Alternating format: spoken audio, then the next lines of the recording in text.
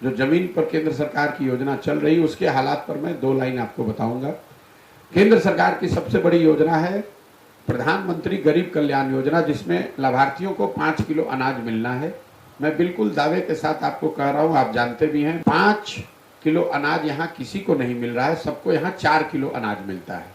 4 kilo अनाज अगर मिल रहा है, 20% कहाँ जा रहा है? वो 20% अनाज जो कम मिल रहा है वो इसलिए कि हर महीने जो अनाज आता है उसमें 35 से 40 रुपए प्रति क्विंटल की दर से जनप्रतिनिधि और अफसर पैसा ले रहे हैं, 35 से 40 रुपए। और इस कमीशन में ज्यादातर जगह विधायक भी, स्थानीय विधायक का भी हिस्सा 6 रुपए से 8 रुपए प्रति क्विंटल का बना हुआ है।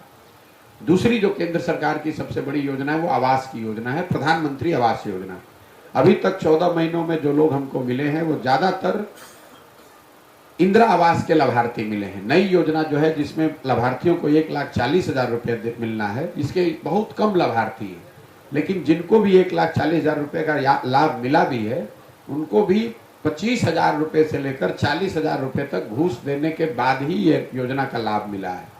जहां पर जनप्रतिनिधि पैसा नहीं ले रहे हैं वहां पर भी आवास योजना में 20,000 25,000 रुपया अफसर तो लेगा ही लेगा। अगर जनप्रतिनिधि भी अपना हिस्सा लेगा तो आपको 35-40,000 रुपया देना पड़ेगा। तीसरी जो सबसे बड़ी योजना है वो स्वच्छ भारत अभियान के तहत जो शौचालय बनाए गए हैं, 4,000 गांव में जाने के बाद मैं आपको विश्वास से बता सकता हूं कि बिहार में 2/3 से ज्यादा गांवों में खुले में शौच आज भी जीवन की सच्चाई है। हुआ यह है कि शौचालय बनाते समय 2,000 रुपये प्रति लाभार्थी प्रति शौचालय अफसरों ने पैसा लिया।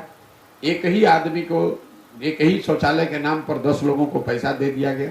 शौचालय न बनाए गए, न उसका कोई उपयोग कर रहा है। जनप्रतिनिधि और अफसरों ने मिलकर ओडीएफ के सर्टिफिकेट जारी कर दिए। चौथी जो बड़ी योजना जिसके लिए मैं सबसे ज्यादा आश्चर्यचकित हूँ वो है मनरेगा का जमीन पर न होना। मैंने जब चलना शुरू किया था तो मेरा अंदाजा था कि मनरेगा, चूंकि यहाँ पलायन बहुत है, गरीबी बहुत है, भूमिहीन लोग बहुत हैं, तो मनरेगा के काम मुझे दिखेंगे। अभी तक 4,000 गांव में मुझे कोई मनरेगा का सक्रिय काम नहीं दिखा है। लोग ये बताते हैं कि ये पेड़ मनरेगा में लगाया गया है, कुछ लोग बताते हैं ये मिट्टी भरी गई है मनरेगा के तहत, या आंगनबाड़ी या पंचायत भवन में मनरेगा के लेबर का उपयोग किया गया है, लेकिन मनरेगा का सक्रिय काम अभी तक मुझे नहीं दिखा।